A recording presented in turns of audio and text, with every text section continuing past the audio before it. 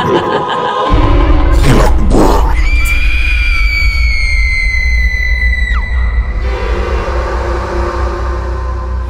araw sa lahat ng inyong mga solid HTV positive na tigapakinig. Ako po si Jello, isang part-time school volunteer mula sa isang eskwelahan dito sa Tayabas, Quezon Province. Nais ko lamang pong ibahagi sa inyo ang kahihilakbutan na eksperyensya ko noong minsan po na maganap ang isang Christmas party sa isang baryo sa Tayabas na medyo may kalayuan sa eskwelahan namin. Pero bago po ako tuluyang magsimula at kung sakali man po na ito ay inyong maitampok, naway huwag masyadong personalin o isipin ng inyong mga tigatangkilik na ang ilang ibabahagi ko ay maaaring insulto sa isang relihiyon. Basta't nasa sa inyo na po kung paniniwalaan po ninyo ang ilang ibabahagi ko. Since nag-start ang pandemic, hindi ko po talaga alam kung bakit nag-start din na makakita at makarinig ako ng mga tinig na masasabi kong mula sa underworld. Parang mga ligaw na espiritu.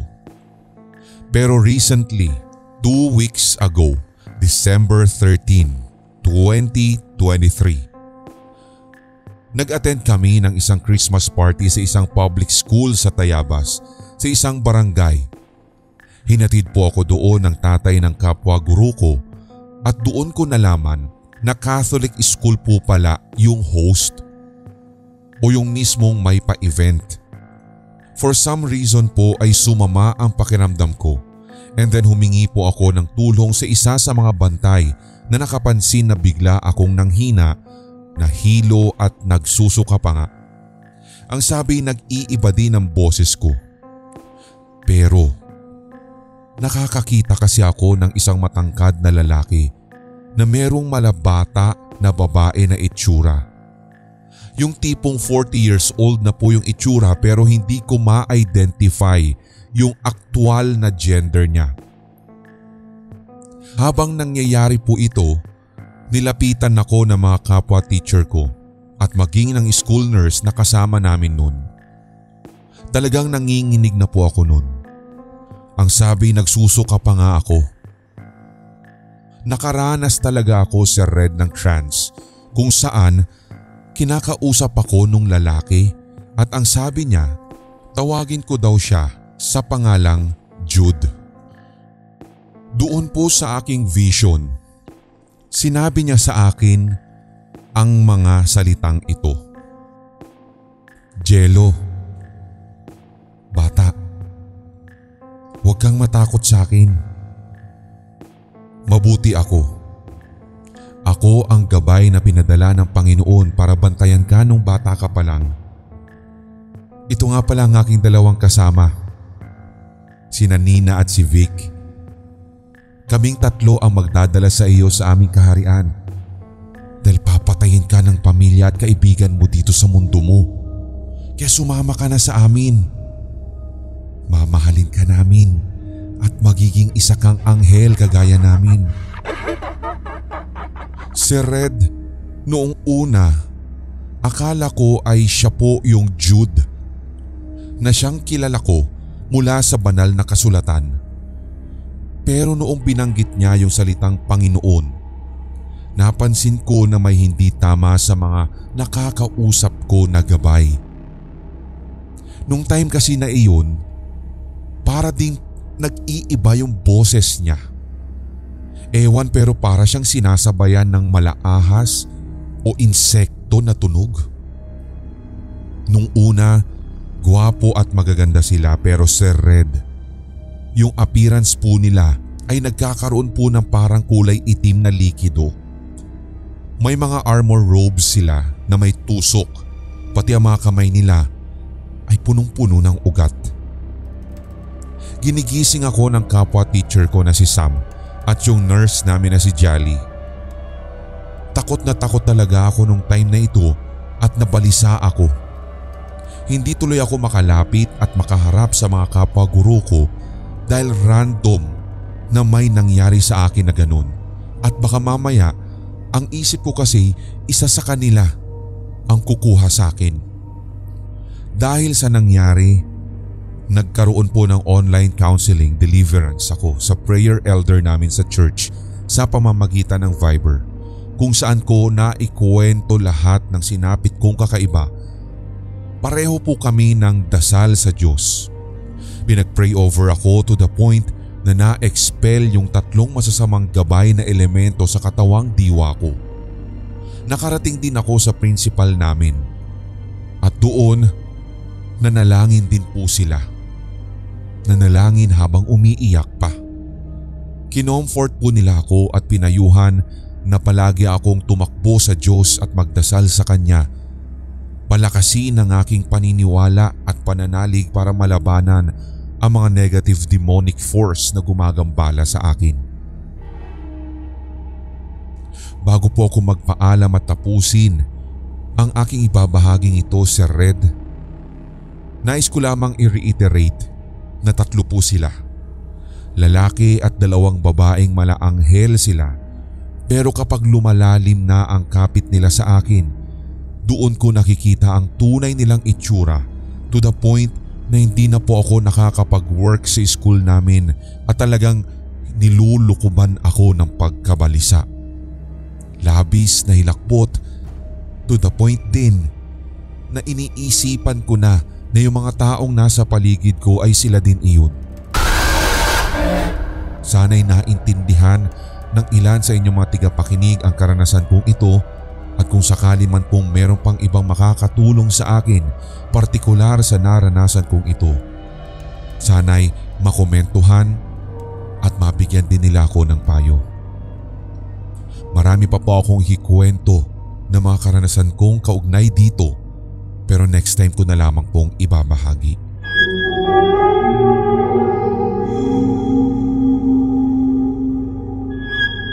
Ako po si Andre, 17 years old at kasalukuyan pong grade 12 student. Silent listener po ninyo ako mapa YouTube channel at sa inyong podcast. Nais ko lamang pong ikwento sa inyo ang maiksing kaganapan na masasabi kong misteryoso. Ito ay naganap sa dati kong eskwelahan sa Makati. Grade 5 pa lamang po ako nang maranasan ko ito. Very aware naman talaga ako, Sir Red, na katulad ng iba pang mga sikat at nakakatakot na mga kwentong katatakutan sa ibang mga universidad sa Pilipinas, palagi ko na din talagang nadidinig na isa pala ako sa magpapatotoo. Patapos na kasi yung lunch break namin nung time na iyon nang ako ay makaramdam po ng pagkaihi. 5 minutes pa naman before mag-ring yung bell, kaya may oras pa ako na tumungo sa CR. Marami pong CR sa school namin, pero kung saan ako ang pinakamalapit ay doon na ako nagtungo, which is ito yung malapit sa computer lab namin. Very usual, pagtungo ko sa CR, madilim. Sapagkat nagkataon din noong time na pumasok ako dito, Sir Red, ay makulimlim at talagang medyo umaambon na sa labas. Trinay ko pa ngang i-switch on yung ilaw kaso nagtataka ako bakit hindi gumagana. Kaya naisipan ko na maaaring sira. Since ihing-ihi na rin ako, tumuloy na ako sa urinal. Isip ko, walang magagawa kasi yung takot kesa sa totoong nararamdaman ko na pag-jingle nung time na yun. Pero habang inilalabas ko na, medyo tumaas ang aking mga balahibo. Walang eksplenasyon. Hindi rin naman ito dulot ng inilalabas kong likido ng sandaling iyon. Medyo may kataasan naman din yung kisame ng CR namin. Kaya talagang pagpasok mo doon, kailangan mo ring tingalain para makita mo yung ceiling. Since hindi mo rin siya makikita sa pamamagitan ng peripheral view mo lang. Nung umiihi din ako at habang kinikilabutan pa'y pumasok yung kabatch ko na tawagin na lang natin sa pangalang Jake. Tumungo siya sa katabing urinal at nag-usap kami ng kaunti. Pagkatapos naming umihi, ewan pero pareho po kami na may nadinig na boses ng lalaki na sobrang lalim at sa linaw ng pagkakasabi niya, "Buskar." Yun ang eksaktong sinabi, Sir Red. Nagkatinginan talaga kami ni Jake noong time na iyon. Nagtanungan pa nga, "Sino yun?" Hanggang sa umulit yung boses, "Buskar! Buskar!" Ang inisip namin ni Jake ay isa lamang itong kapwa estudyante namin na nagpa-prank lamang o tinatakot kami. Kaya sa halip na lumabas, sinearch talaga namin yung buong CR, kasama yung ilalim ng lababo at yung mga cubicle. Nakakatawa man pero talagang tumungtong pa kami para maabot namin yung bintana ng CR na iyon para masilip kung nanggagaling nga ba sa labas yung nagsalitang iyon. Yung boses na nagsabi nun. Pero open space lamang ang naroroon at talagang walang tao. Doon na kami kinabahan ni Jake hanggang sa sumigaw na yung boses sa parehong salita, "Buskar!" At that point, Sir Red, mariin at galit na galit yung boses kaya napatakbo kami talaga papalabas ng CR at nakapagmura tuloy kami ng wala sa oras. Nakita namin yung isang teacher namin na tawagin na lamang natin na si Mr. Rodriguez. Sa pagkakaalam namin, may alam din siya sa mga ibang lengguwahe since siya ay araling panlipunan teacher at nagturo din po siya sa ibang bansa. Kahit nagtataka siya at kung bakit kami tumatakbo ni Jake, lumapit kami sa kanya at tinanong kung may alam ba siya na ibig sabihin ng salitang buskar. Ngumiti lamang siya at ang sabi, "Saan niyo naman narinig yan?" Pero paulit lamang naming tinanong, "Sir, ano yun?" Espanyol yun. Ang ibig sabihin, look up. Nanlaki ang mga mata namin ni Jake. Matagal din kami nagkatinginan. Pareho din kami na nilingon si Mr. Rodriguez na nang sandaling iyon ay kunot na ang mga kilay. Para bang nagtataka kung ano nga ba iyon. Hanggang sa natanong na lang niya, "Assignment niyo ba yan?" Pero umiling lamang kami. Sinabi na lamang namin ni Jake na narinig lamang namin ito sa isang movie. Hanggang sa nagpasalamat na lamang kami kay Mr. Rodriguez at nagtungo na sa classroom namin. Kaya simula noon, Sir Red, kapag naliligo din ako sa sarili naming CR sa bahay, hindi na ako nagsasara ng pinto. Ang gusto ko lamang ay nakabahagyang open iyon dahil feeling ko ay mas safe ako kapag ganun. Kaso ayaw ni Daddy ng ganun kaya tinitiis ko talaga yung takot ko at iniisip ko kasi na baka yung na-encounter namin ni Jake sa CR sa school ay baka mamaya'y naroroon na sa CR namin. 6 years na rin po ang nakalilipas at hindi ko na alam kung ano na ang nangyari kay Jake. Ang alam ko lamang nung huli ay masaya siya sa kanyang GF, masaya sa kanyang relationship at habang ako ay wala pa. Nakakatakot, di ba? Pero ang mas nakakatakot siguro ay kung nag-decide kaming dalawa ni Jake na saktong tumingala sa kisame ng CR. Ano kaya ang makikita namin doon?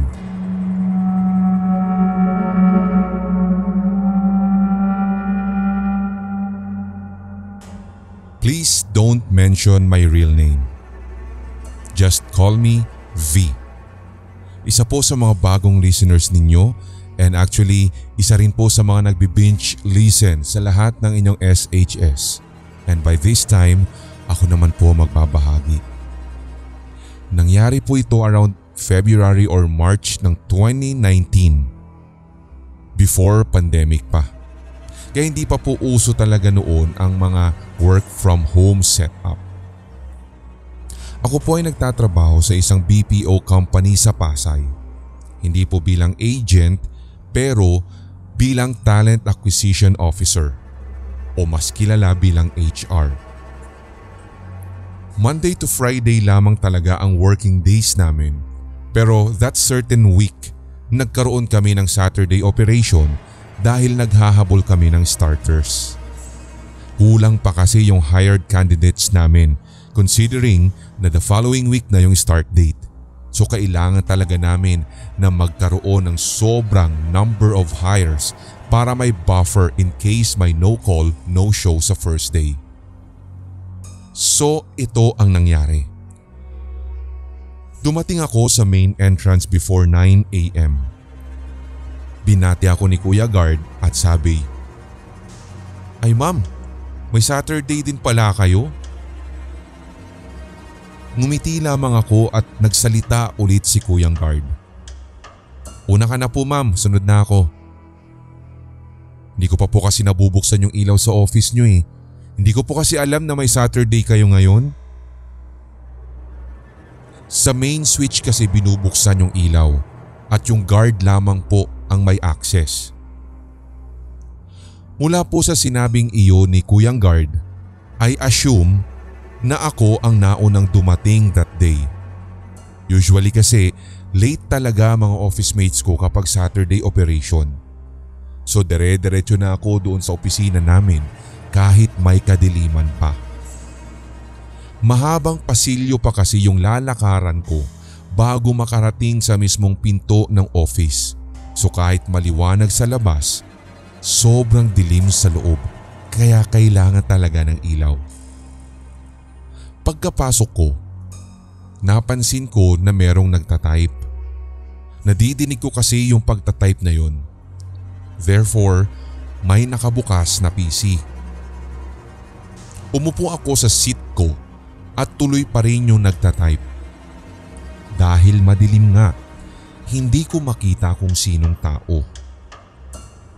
Sisilipin ko sana para batiin since may liwanag naman na nanggagaling sa bukas na PC. Pero dapat ay maaninag ko siya. Pero wala akong nakikita. Lumamig din paglipas ng ilang saglit. Sa isip ko, baka nabuksan na rin ni Kuya Guard yung aircon. Nasa main switch din kasi sa red yung aircon at sabi ko nga sila lamang talaga ang may access. Parang mga 3 hanggang 6 minutes na ang nakalilipas nang ako ay umupo sa aking pwesto. Medyo natatakot na rin ako nang biglang bumukas ang ilaw. At sinundan naman ito ni Kuyang Guard. Humingi pa nga siya sa akin ng pasensya kasi kinuha pa daw niya yung susi ng room sa switches sa guard na nasa kabilang building pa. Nagpaalam rin siya sa akin na bubuksan na niya yung aircon paglabas niya. Saka ko na-realize, as in, shit talaga ako. Hindi pa pala bukas yung aircon pero kanina pa ako nilalamig. Paglabas ni Kuya Guard ay sumilip ako agad sa bandang kung saan ko naririnig yung may nagtatype kanina. Pero believe me, wala pong tao. Takot na takot ako that time kaya lumabas muna ako at nag-breakfast na lang muna. Talagang tiniyak ko na pagbalik ko doon, naroroon na yung ibang office mates ko. So sakto, tama lang ang ginawa kong pagpapatagal sa kung saan ako kumain ng breakfast. No time for chika na kaya sabi ko sa sarili ko, after work ko na lamang ikikwento yung na-encounter ko. Kasi baka mamaya doon na sila mag-focus sa ikukwento kong iyon at hindi na rin kami makapagtrabaho ng Sabado na yun. So for that day's duty, kailangan mag-cold call sa mga lumang aplikante para mapunan talaga namin yung kulang na headcount. Kaya nag-start na rin ako. On my fourth call, may nag-register sa kabilang linya na boses ng lalaki. I was explaining the job description of the open position at naiinis na nga ako kasi sagot niya ay puro, "What? Ha? Can you repeat that?" As in paulit-ulit. Para na talaga akong sirang plaka. So nagtanong tuloy ako kung mahina ba yung signal at bakit hindi niya naiintindihan ang sinasabi ko sapagkat ang linaw-linaw ng pagkakabanggit ko. Hanggang sa sumagot na yung nasa kabilang linya. Ang sabi nung lalaki, "Ma'am, sorry if I keep on asking. May bata kasi kumakanta sa background mo eh. Hindi kita talaga masyadong marinig." Natakot talaga ako ng sandaling iyon, Sir Red. Ano yung sinasabi nung lalaking iyon na batang kumakanta? Gayong bawal sa office ang bata. Isa pa, yung buong kapaligiran ko nung time na ginagawa ko ang call na iyon ay talagang wala namang kahit na anong ingay and totally silent siya. Sinagot ko tuloy siya na wala namang bata dito. Baka dyan sa line mo. At naririnig ko na rin kasi ng bahagya pero ang buong akala ko talaga ay sa line niya rin iyon. Pero ininsist nung lalaki sa kabilang line na sa linya ko daw naririnig yung bata at hindi pa nga din daw tumitigil hanggang sa puntong kinakausap ko siya ng ganun. Ang sabi pa nung lalaki, wala din daw siyang kasama sa room niya. Because I can't just drop the call dahil ang bastos ko naman kung ganoon, ang ginawa ko na lang po ay nagpaalam na ako sa kanya na ibababa ko muna yung telepono at babalikan ko na lamang siya ulit. The call wasn't recorded kasi hindi naman kami agent and it's not a protocol for us to record the conversation. Hindi ko na nga din po ulit tinawagan yung aplikante. Bagkus ay nag-send na lang ako sa kanya ng email. Of course, to still give him a chance, pinapag-walk-in ko na lang siya. Isa ito talaga, Sir Red, sa hindi ko malilimutan. Hanggang dito na lamang po at maraming salamat sa pagbabasa ng kwento kong ito.